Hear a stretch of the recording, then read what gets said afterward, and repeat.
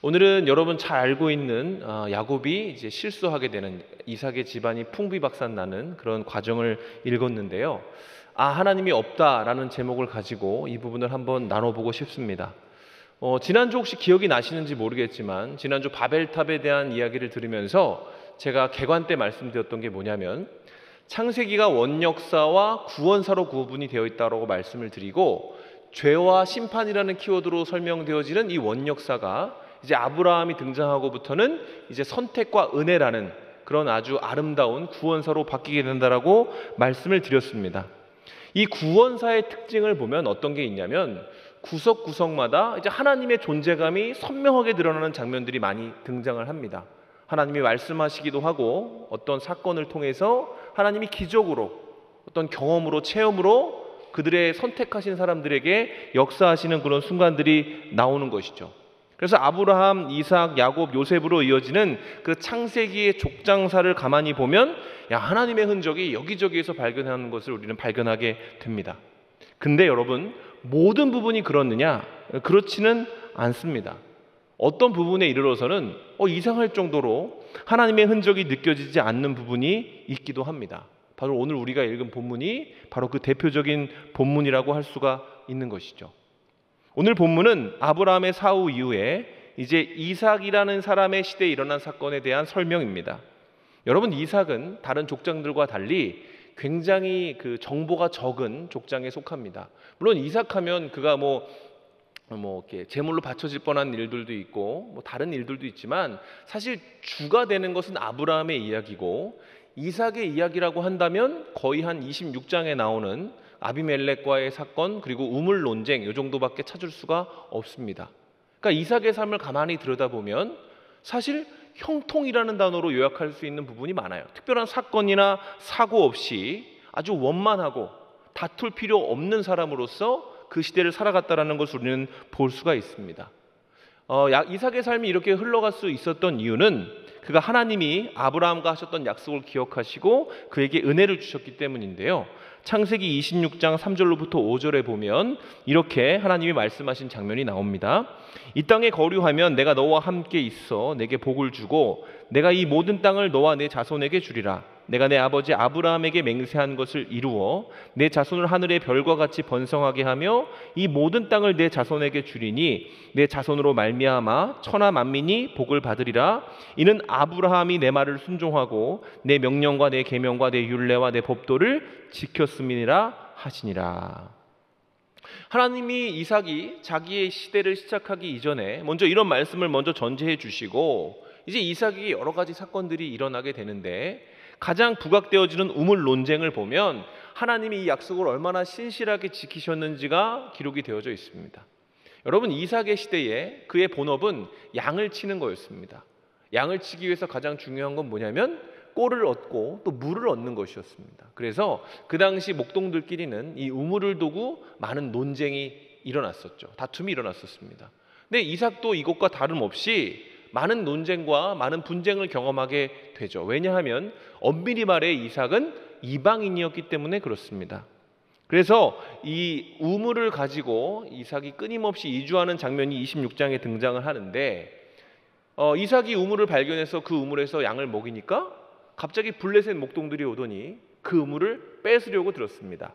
이때에 이삭은 어떻게 행동을 하냐면 다투거나 논쟁하지 않고 그냥 조용히 자리를 옮겨요. 그래요? 이 우물이 필요하면 이 우물을 가지시죠. 전 다른 데서 우물을 파면 됩니다. 이런 식으로 이동을 하는 거죠. 그렇게 3번 이동한 장면이 나오는데 그 우물들의 이름이 뭐냐면 에색, 신나, 르호봇이었습니다. 첫 번째 우물인 에색은 다툼이라는 뜻이었고, 신나는 대적하다는 뜻이었고, 르호봇은 넓다는 뜻이었어요. 그러니까 그 당시에 이삭이 경험했던 마음이 이 우물의 이름에 담겨져 있는 거죠. 그 당시에 우물을 뺏긴다는 것은 굉장한 위협이고 위험이었지만, 이상하게도 이삭이 사는 곳에서는 항상 우물이 만들어집니다. 쉽게 말하면 삽을 꼽으면 물이 나왔다는 얘기입니다. 그러니까 이런 것을 경험하면서 처음에는 내게 다툼이 일어나는구나, 내 삶에 다툼이 시작되는구나. 두 번째 신나에 이르러서는 내 삶에 대적이 있네, 이렇게 느끼다가 세 번째 르호봇에 가서는 이삭이 어떤 마음을 가졌냐면 내가 갈 곳이 넓구나. 하나님이 동행하시면 어디를 가든지 내가 물 때문에 고민할 일은 없겠구나, 이렇게 생각하게 되는 거죠. 이삭이 세 번째 우물에 이르러서 형통함이라는 것을 받아들이기 시작을 한 겁니다.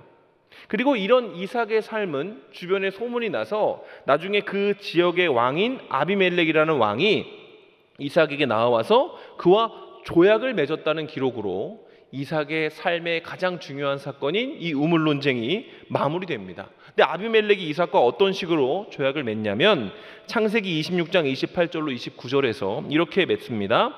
여호와께서 너와 함께 계심을 우리가 분명히 보았으므로 우리의 사이 곧 우리와 너 사이에 맹세하여 너와 계약을 맺으리라 하였노라. 너는 우리를 해하지 말라.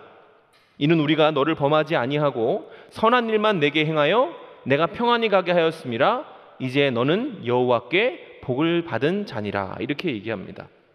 여러분, 아비멜렉이 이삭이라고 하는 그 외부에서 들어온 족장의 그 주도권을 인정을 한 것입니다. 우리는 이삭의 삶에 다툼이 존재하지 않았던, 더 정확하게 말하면 다툼이 존재할 필요가 없었던 이유를 바로 이 아비멜렉의 고백에서 발견하게 됩니다. 당시 아비멜렉은 왕이었습니다. 그러니까 그 지역을 총괄하고 있는 군대를 가지고 있는 강자였다라는 거죠. 그런 아비멜렉이 방금 전까지 블레셋 목동들에게 쫓겨서 이곳저곳을 옮겨 다니던 이삭을 보고 그와 조약을 맺고자 한 거예요. 왜 그렇습니까? 그에게 뭔가 비범함이 있다라고 생각했기 때문에 그렇습니다. 그리고 이 아비멜렉이 이삭과 조약을 맺을 때 요청하는 것들을 보면 뭐라고 합니까? 나를 해하지 말아라, 이렇게 얘기합니다. 나의 삶을 막지 마세요, 이렇게 얘기를 한다는 거죠. 그리고 말하는 게 너는 하나님과 함께하는 자이고 하나님께 복을 받은 자다, 이렇게 인정을 하는 거죠. 주변 사람들이 봤을 때 이삭에게는 뭔가 설명할 수 없는 신기한 보호하심과 동행하심이 드러났다는 겁니다. 그리고 우리가 지금 읽지는 않았지만 이 아비멜렉의 화친을 가만히 살펴보면 30절에서 이 아비멜렉이 언약을 맺을 때 이삭이 잔치를 베풀었다, 이렇게 기록이 되어져 있거든요. 이건 무슨 뜻이냐면 이 언약의 주도권, 그러니까 언약의 위에 있는 사람이 이삭이었다는 얘기예요. 군대를 가지고 있고 많은 세력과 역사를 가지고 있는 아비멜렉이 이 조약을 맺은 것이 아니라 이삭이 맺어 주었다는 얘기입니다. 여기서 우리는 이삭에게 하나님이 얼마나 큰 능력이었고 이삭에게 하나님이 얼마나 큰 보증자였는지를 발견하게 되는 것이죠. 아비멜렉은 이삭을 보면서 하나님의 흔적을 느꼈습니다. 하나님의 존재감을 느끼고 그것에 대해 두려움을 느꼈다는 거예요. 그래서 이삭에게 말하는 거죠. 야, 내가 너를 보호해 줄 테니 너는 나를 해하지 않았으면 좋겠다. 그래서 어떤 성경학자들은 이러한 이삭의 삶을 형통함이다, 이렇게 요약을 합니다. 이삭의 역사가 짧게 기록된 이유는 그 이후로 이삭의 삶이 아주 평안하고 온전했기 때문이다, 이렇게 요약을 한다는 말이죠. 그런데 오늘 본문에 이르러서 이제 많은 시간이 지나고 이삭이 늙은 상황인데 이 본문에 이르러서는 분위기가 굉장히 달라지죠. 오늘 본문에는 놀라울 정도로 하나님의 흔적이 느껴지지가 않습니다.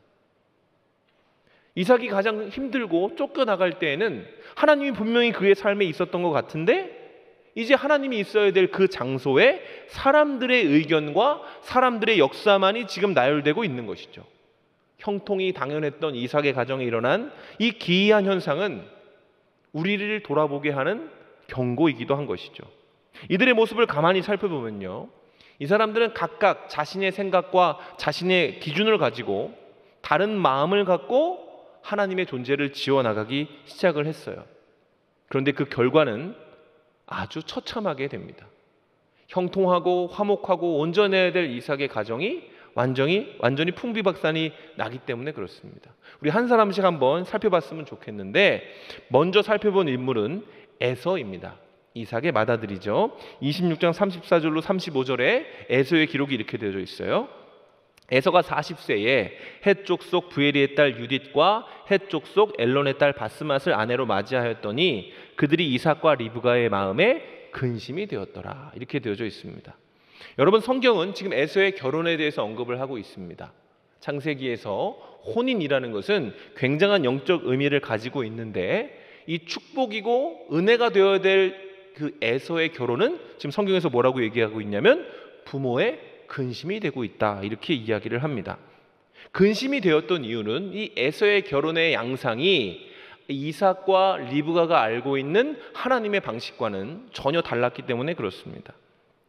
에서의 결혼에서 두드러지는 특징이 있다면 그것은 부모인 이삭과 리브가가 철저하게 배제되어 있다는 겁니다. 이게 굉장히 특이한 점이죠. 고대 근동, 그러니까 가부장적인 그 시대에서는 아버지가 아들의 결혼을 주도하는 게 맞습니다. 실제로 이삭의 결혼 또한 아브라함이 주도를 하거든요.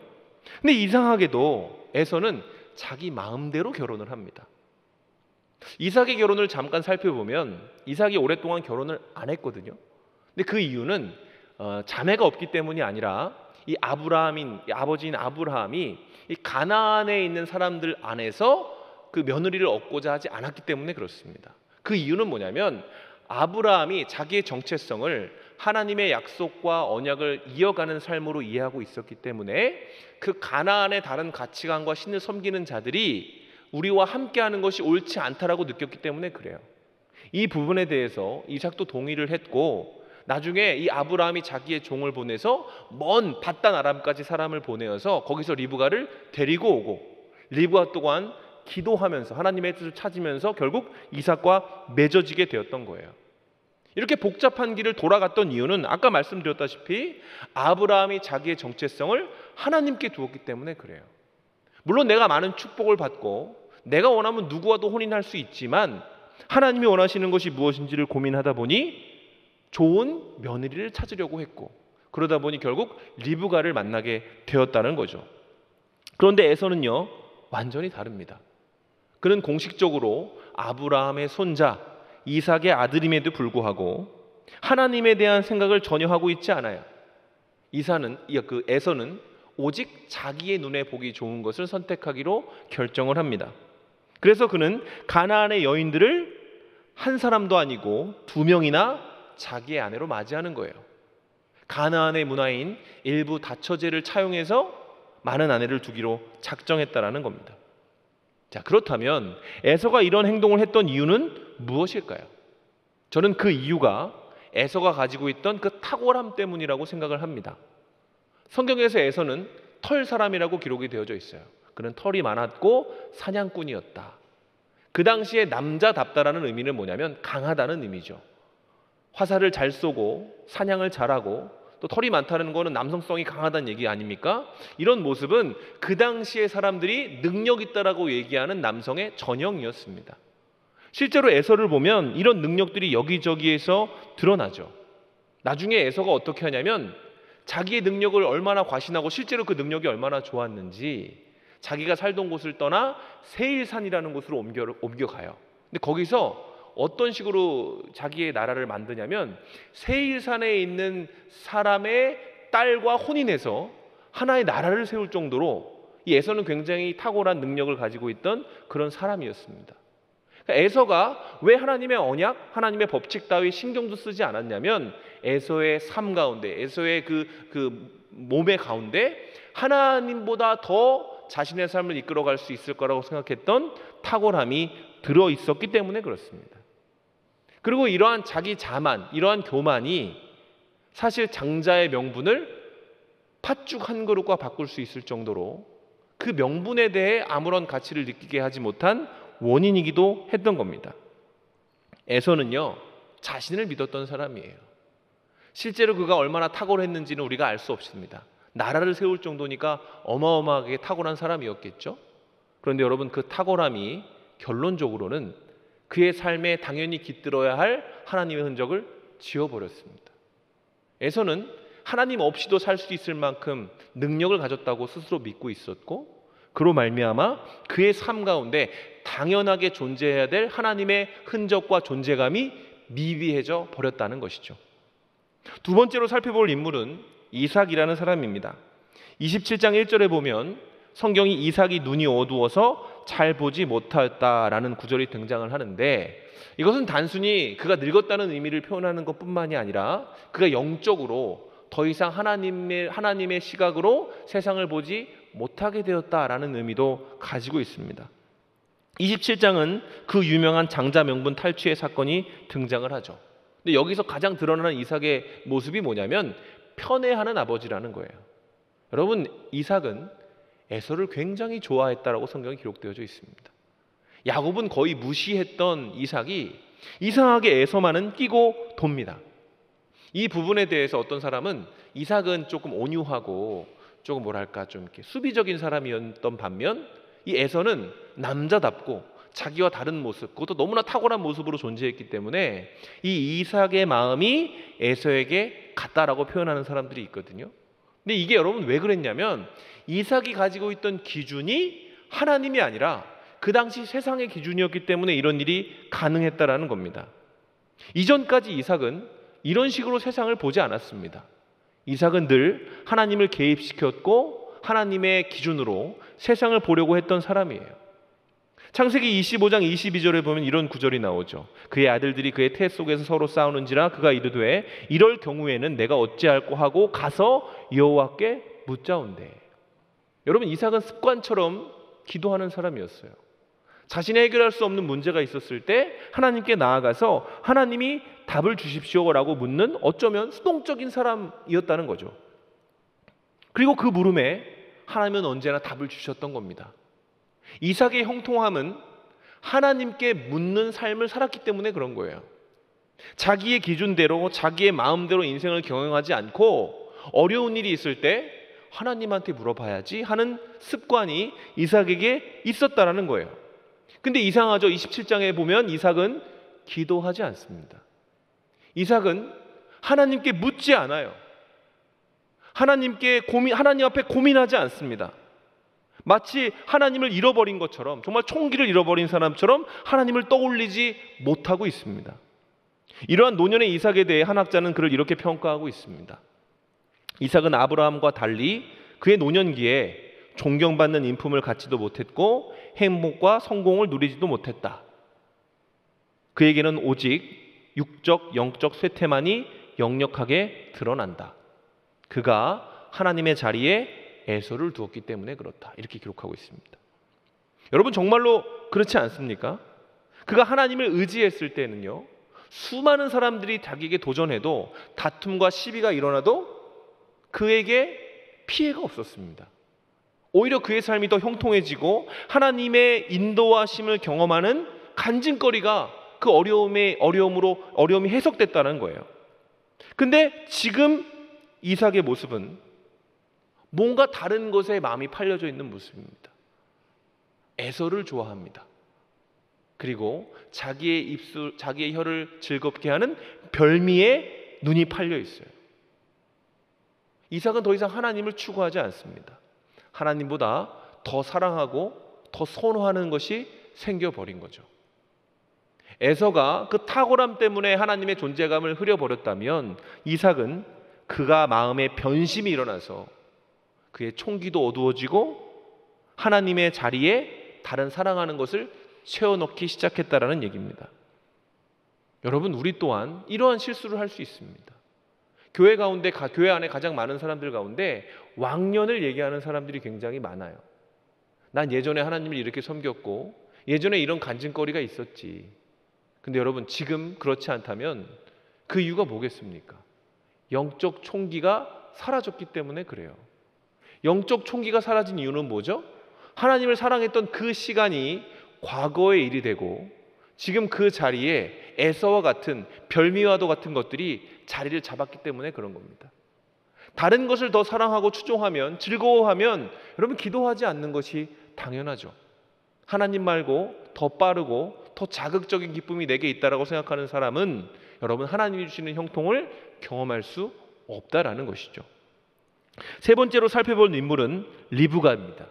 여러분, 리브가는 어땠을까요? 적어도 리브가는 하나님의 말씀을 계속 기억하면서 살았던 것 같습니다. 마지막까지 리브가는요, 자기의 생각을 하나님께 계속 맞추려고 노력을 하거든요. 보면 리브가가 보기에 에서는요, 하나님의 말씀을 신경 쓰지 않는 아들이었습니다. 그가 세상적으로는 탁월했는지 몰라도 리브가의 눈으로 볼 때는 좀 하나님의 그 역사를 이어갈 수 있는 그 존재가 아니었던 것 같아요. 그래서 리브가에게는요 대의가 있었습니다. 왜냐하면 리브가는 정말 총기 있는 우아하고 현숙한 여인이었기 때문에 그렇죠. 처음에 이삭과 리브가가 맺어지는 장면을 보면 리브가의 말투, 그의 행동 거지 이런 것들이 굉장히 우아하게 기록이 되어져 있습니다. 실제로 그 종이 가서 며느리를 고를 때 자신에게 먼저 물을 권하고 친절히 대하는 사람을 며느리로 삼겠다 이렇게 기도를 하거든요. 그러니까 리브가가 그랬던 거예요. 특별히 무슨 교육을 받아서가 아니라 리브가는 생각이 깊고 우아하고 현숙함으로 사람을 대할 줄 아는 그런 총명한 여인이었다라는 거죠. 근데 그 총명함이 오늘 본문에서 어떻게 기록이 되는지 아십니까? 27장 13절로 17절에 이렇게 기록이 되어 있습니다.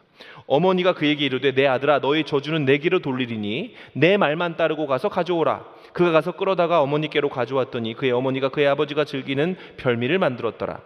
리브가가 집안 자기에게 있는 그의 맏아들 에서의 좋은 의복을 가져다가 그의 작은 아들 야곱에게 입히고 또 염소 새끼 가죽을 그의 손과 목에 매끈매끈한 곳에 입히고 자기가 만든 별미와 떡을 자기 아들 야곱의 손에 주니 이렇게 되어 있습니다.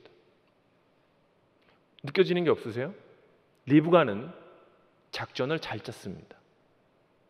이 이삭을 이해하고 있고 에서를 이해하고 있고 야곱을 어떻게 도와줘야 되는지를 잘 알아서 엄청나게 세밀하고 촘촘한 작전을 짜고 있어요. 문제는 뭐예요? 그게 다 거짓말이라는 겁니다. 자신이 가지고 있는 그 지혜와 총명함이 지금 어떻게 사용되고 있습니까? 거짓말을 만들어내는데 사용되고 있는 겁니다. 그렇다면 리브가는 왜 이렇게까지 하면서 야곱에게 장자의 명분을 주려고 했습니까? 그가 조급했기 때문에 그래요. 리브가의 생각에 에서가 장자의 명분을 받는 것은, 그 축복을 받는 것은 하나님의 방식이 아니라고 생각을 한 겁니다. 에서가 저렇게 살고 있지 않은데, 에서는 우리의 근심이 되고 있고 누구보다 하나님을 신경 쓰지 않고 자기를 믿는 사람인데 어떻게 저 에서에게 하나님의 축복이 임할 수 있지? 내가 개입해서 그 방법을 어그러뜨려야겠다, 그 방향을 바꿔야겠다, 이렇게 생각을 한 겁니다. 그래서 리브가의 말을 보면 내 말이라는 단어가 반복적으로 등장합니다. 내 말만 따라라, 불안해하지 말아라, 네 저주는 내가 받겠다, 이렇게 얘기합니다. 어떻게 이렇게 얘기할 수 있는 거죠? 자기 생각이 맞는 겁니다. 그러니까 하나님의 뜻을 기다리지 못하는 조급함을 가지고 리브가는 지금 자기의 신앙, 자기의 기준, 자기의 철학을 가지고 하나님의 뜻을 만들어 가려고 하고 있는 거예요. 이게 바로 조급함이라고 하는 우상입니다. 25장에서 등장하는 리브가, 그 정숙함과 우아함을 갖춘 리브가, 현숙한 여인이라 불리기에 아무런 부족함이 없는 정말 그 시대의 가장 현모양처라고 말할 수 있는 리브가가 지금 어떤 모습을 보여주고 있어요? 표독스럽고 악녀와도 같은 모습으로 한 가정을 망가뜨리는 행동을 자행하고 있는 것입니다. 여러분, 리브가는 하나님을 안다고 생각했겠죠. 하나님의 법이 이거라고 생각을 했겠죠. 하나님이 역사하신다면 이런 방식은 아니었을 거라고 믿었을 겁니다. 그런데 문제가 있어요. 믿는 것까지는 좋은데 그 믿는 것을 기다릴 능력이 없는 겁니다. 하나님이 선한 길로 우리 가문의 역사를 이끌어 가실 거라는 믿음은 있는데 그 하나님이 역사하시는 시간까지 기다릴 여유가 없는 거죠. 왜 그렇죠? 자기의 생각이 너무나 커져 있기 때문에 그렇습니다. 26장에서 우물 논쟁이 있었을 때에 리브가는 등장하지 않습니다. 그리고 우물 논쟁 이전에 있었을 때에 이삭이 그 아버지의 습관 그대로 자기가 너무 두려우니까 흉년이 들어서 한 지역에 갔을 때 리브가가 너무 아름다우니까 이 아내 때문에 화를 당할까 봐 이 아내를 그 왕에게 바치거든요. 근데 그때에 리브가는 아무런 대사를 하지 않아요. 하나님이 개입하셔서 리브가를 다시 이삭에게 돌려주시죠. 여러분, 이런 상황을 경험했음에도 불구하고 그때에는 잠잠히 기다릴 수 있었던 리브가가 지금은 기다리지 못합니다. 왜 그럴까요? 그가 하나님을 안다라고 자만하고 있기 때문에 그렇습니다. 여러분, 교회 안에서 가장 두려운 게 뭐냐면 하나님을 안다라고 생각하는 겁니다. 하나님의 성품과 그분의 일하심을 아는 게 아니라 이게 하나님이라고 얘기하는 사람들이 꼭 문제를 일으키게 되죠. 여러분, 하나님의 말씀과 하나님의 성품이 아니라 인간의 철학과 인간의 기준이 앞장 세워진 하나님이 교회 안에 선포되기 시작하면 어떤 일이 일어나는지 아세요? 하나님의 흔적이 지워집니다. 그것이 뭐든지 말이죠. 어떤 교회는 사람을 돕는 곳이야 라고 얘기하면서 교회를 복지단체로 만듭니다. 어떤 교회는 하나님의 뜻을 구현하는 곳이야 라고 얘기하면서 교회를 국회로 만듭니다. 여러분, 하나님이 원하시는 교회는 그런 교회가 아니죠. 교회의 존재 이유는 무엇입니까? 하나님을 드러내기 위해서입니다. 하나님을 드러낼 수 있는 유일한 방법은 그의 영원하신 말씀이 말씀 그대로 선포되어지는 방법 외에는 존재하지 않습니다.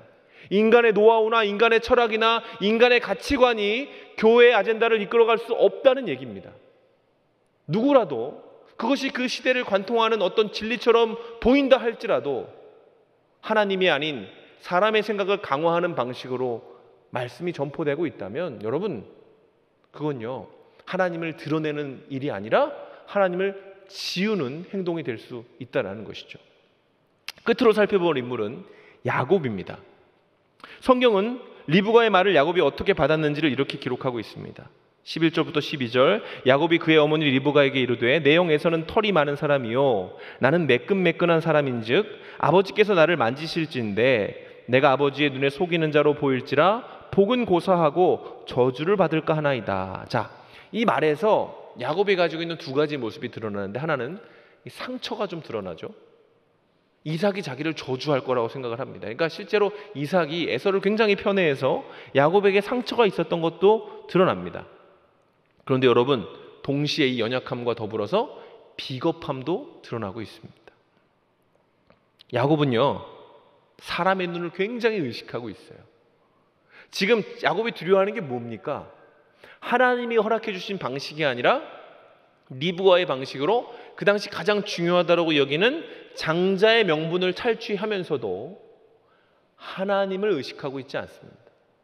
하나님이 내게 저주하실 것이고 하나님이 미워하실 것이라고 얘기하지 않아요. 뭐라고 얘기합니까? 이삭에게 저주를 받을 것만 두려워하고 있습니다. 여러분, 야곱이라는 사람을 설명함에 있어서 절대로 뺄 수 없는 단어가 있어요. 그게 뭐냐면 욕심입니다. 야곱은 성공에 대한 욕구가 굉장히 강한 사람이었어요. 아마 그의 열등감과 그의 성공하고자 하는 갈망이 비례했던 것 같아요.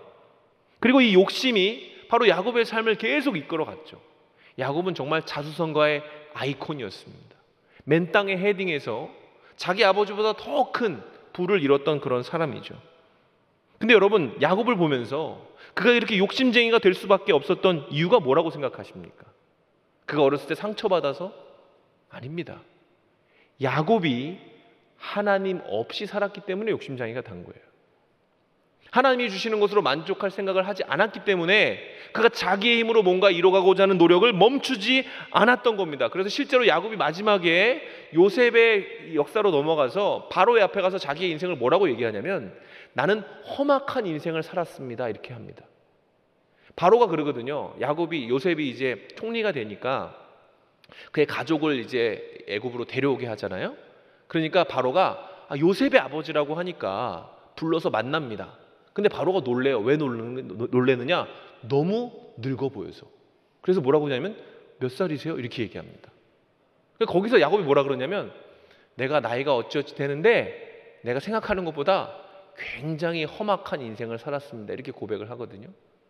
여러분, 욕심으로 살았던 야곱, 자기의 힘과 자기의 지혜로 모든 것을 이뤄내려고 했던 그 야곱, 그의 삶에는 역동성이 있었는지는 모르지만 형통은 없었습니다. 그의 삶 가운데 확고한 비전과 목표는 있었는지 모르겠지만 안식이 없었습니다. 여러분, 우리의 삶은 무엇으로 망가집니까? 우리가 하나님이 아니라 청년의 삶을 망가뜨리는 것은 하나님이 아닌 다른 방식으로 우리의 욕망을 이뤄가고자 할 때 그것이 죄로 변질되는 것을 우리는 쉽게 봅니다. 욕심이 잉태한 즉 죄를 낳고 죄가 장성한 즉 뭐가 된다고요? 사망을 낳느니라.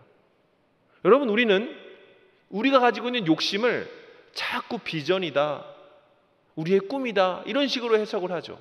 그런데 여러분, 그것이 어떤 비전이든 꿈이든 간에 하나님과 상관없는 것이라면, 그것이 하나님의 눈을 의식하는 것이 아니라 사람의 시선만을 의식하는 그러한 꿈과 비전이라면 여러분의 삶은 결코 형통해질 수 없습니다. 여러분이 형통을 꿈꾼다 할지라도 그 삶은 험악한 삶이 될 겁니다. 그 세월의 풍파를 정면으로 맡으면서 여러분의 나이보다 훨씬 더 늙어질 수밖에 없는, 여러분이 기대했던 모습이 아니라 다른 사람이 봤을 때는 어쩌다 저 모양이 됐지? 하는 인생으로 우리의 인생이 뒤틀어질 수 있다는 것을 기억해야 된다는 것이죠. 정리하면 오늘 지금 우리가 보고 있는 것은 이삭의 가정이 풍비박산난 장면입니다. 원래 이삭의 가정은 형통해야 되는 가정이에요. 하나님이 그와 함께해 주셨기 때문에 그렇습니다. 이전까지 이삭의 가정은 누가 봐도 그 안에 무슨 문제가 있었던지 상관없이 하나님이 지켜주시는 하나님의 가정이었던 것이죠. 그런데 그들 가운데 깃들어 있는 하나님의 존재감이 흐려졌습니다. 에서는 교만해서 하나님의 존재를 지웠고요. 이삭은 하나님보다 에서를 사랑하고 다른 것을 기뻐함으로 하나님의 존재를 지워갔죠. 리브가는 자기가 맞다고 생각을 했습니다. 조급함이 하나님을 지워버렸어요. 야곱은 그 열등감으로 말미암은 욕망 때문에 하나님을 의식하지 못하고 살았습니다. 방법은 달랐지만 궁극적으로 그 가정이 콩가루가 된 이유가 뭐예요? 하나님의 존재감을 지우려고 했기 때문에 그런 것이죠. 여러분, 우리의 청년의 삶 가운데 가장 큰 위험이 뭘까요? 가장 큰 유혹과 가장 큰 어려움이 뭘까요?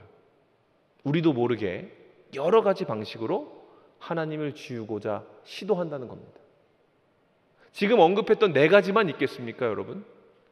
그것이 무엇이든 여러분의 방식으로 여러분은 하나님을 지우려고 시도하고 있을 수도 있습니다. 여러분이 그 시도를 멈추지 않으면, 저도 마찬가지죠. 우리가 그 시도를 멈추지 않으면 여러분, 하나님이 우리에게 허락하신 형통은 우리와 점점 멀어질 수밖에 없다는 것을 알아야 하는 것이죠. 여러분, 신앙이란 무엇입니까? 신앙은 하나님을 인정하는 것입니다. 여호와의 영광을 인정하는 것이 우리 삶 가운데 가득할 때 그것이 하나님이 역사하실 수 있는 하나님의 인도하심과 하나님의 능력을 경험하는 신자의 삶으로 나아갈 수 있는 것입니다.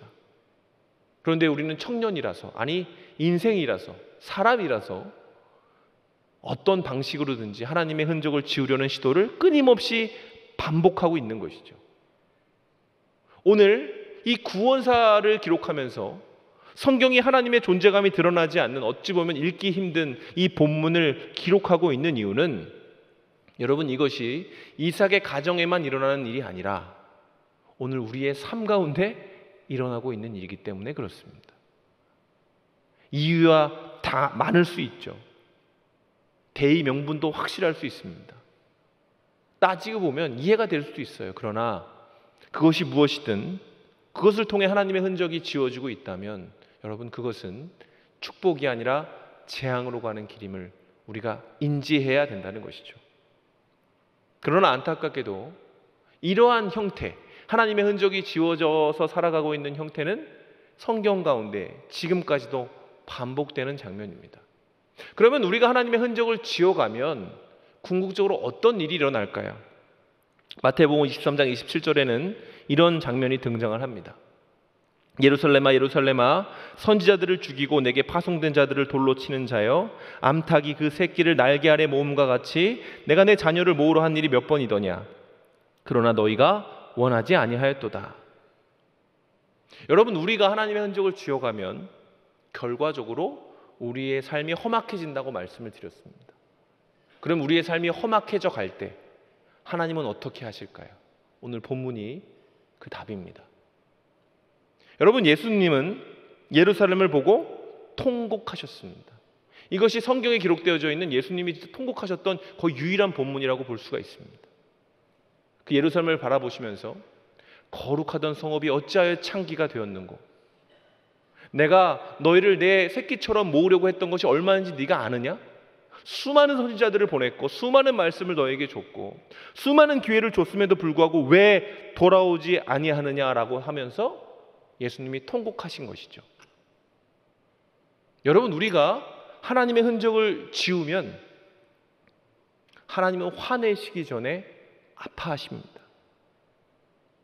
우리가 하나님의 흔적을 지우고자 한다고 해서 그 흔적이 지워지지 않습니다, 여러분. 그런데 여러분, 하나님이 우리가 당신의 흔적을 지우려고 할 때마다 하시는 방식은 우리에게 끊임없이 알려주시는 겁니다. 그 길이 아니다. 돌아와라. 방향을 바꿔라. 그런데 우리가 돌이키지 아니하면 슬픔 속에서 구원사가 되어야 될 우리의 역사가 원역사로 전락하게 되는 겁니다. 하나님의 택함을 받고 은혜와 축복 가운데 살아야 되는 이 형통함의 근원이 되어야 되는 인생들이 죄와 심판의 역사로 전락하며 하나님의 아픔이 된다라는 것이죠. 그런 맥락에서 여러분, 우리는 스스로를 돌아봐야 됩니다. 우리는 하나님을 사랑한다고 얘기합니다. 그의 기쁨이 되기를 원한다고 고백합니다. 그렇다면 우리의 삶 가운데 가장 챙겨야 되는 것은 무엇일까요? 하나님을 인정하는 마음이 안녕한가입니다. 하나님을 인정하는 마음이 안녕하십니까? 여러분의 삶 가운데 지금 당장 여러분이 원하는 모습이 아니라 할지라도, 우리의 어떤 연약함을 건드리는 사건들이 일어난다 할지라도 하나님이 그 속에도 역사하고 계심을 우리는 기억하고 있습니까? 여러분, 그것을 기억하는 것이 신앙입니다. 어떤 상황에서도 하나님의 인도하심을 인정하는 것이 믿음입니다. 그 믿음이 있어야 우리의 삶이 하나님이 계획하신 대로 흘러갈 수 있는 겁니다. 오늘 이삭의 가정에서 일어난 사건은 하나님이 계획하신 게 아닙니다, 여러분. 인간의 죄가 만들어낸 비극입니다. 그러나 여러분 보시죠. 그 비극에도 불구하고 하나님이 그 가정을 포기하셨습니까? 처음에 읽었던 아브라함을 통해 언약하신 그 사건이 이루어졌습니까? 이루어지지 않습니까? 이루어집니다. 그러나 여러분, 문제가 뭐냐면 아픔과 고통 속에서 그것이 이루어진다는 겁니다. 사랑하는 여러분, 우리의 삶 가운데 가장 필요한 게 무엇일까요? 하나님이 계획하신 우리의 삶이 있습니다. 하나님의 디자인해 놓으신 그 건물과 같은, 아름다운 건물과도 같은 예루살렘 성과 같은 거룩한 성취가 있습니다. 그 성취를 이뤄낼 수 있는 방법이 뭔지 아세요? 하나님을 인정하는 것입니다. 하나님의 존재감을 받아들이는 것입니다. 그래서 그 존재감에 순종해서 여러분 모든 것을 하나님께 맡기고 하나님의 말씀에 순종하며 살아가는 것이 필요한 겁니다. 우리가 오늘 예배에 나와서 주님의 말씀을 듣고 찬양하고 기도하는 이유는 너무나도 쉽게 흐려져 버리는 하나님에 대한 그 존재감을 다시 한번 회복하고 다시 일주일을 살아가고자 하는 우리의 발버둥이라는 것입니다. 사랑하는 여러분, 우리는 믿어야 합니다. 우리는 선택과 은혜라는 그 구원사의 페이지를 써가고 있는 하나님의 자녀입니다. 이 놀라운 역사의 준공이 되기 위해서 우리에게 필요한 것은 에베소서 2장 10절처럼 우리가 믿는 것입니다. 같이 한번 읽어보겠습니다. 시작. 우리는 그가 만드신 바라 그리스도 예수 안에서 선한 일을 위하여 지으심을 받은 자니 이 일은 하나님이 전에 예비하사 우리로 그 가운데에서 행하게 하려 하심이니라. 우리로 그 가운데에서 행하게 하려 하심이라. 성도의 기쁨과 평강과 형통은 하나님 밖에 있지 않고 하나님 안에 있는 것입니다. 이 사실을 믿는 자만이 그의 삶 가운데 하나님이 없다라는 탄식을 밀어낼 수 있는 것이죠. 여러분, 하나님 여러분의 삶 가운데, 우리의 삶 가운데 분명히 존재하십니다. 그 존재감을 받아들이시고 순종하고 예배하시면서 우리에게 주어진 시간들을 한 걸음 한 걸음 걸어가신다면 여러분, 사건과 상관없이 우리의 삶이 형통해질 줄로 믿습니다. 이 형통의 축복을 경험하는 저와 여러분이 되시기를 주님의 이름으로 축원합니다.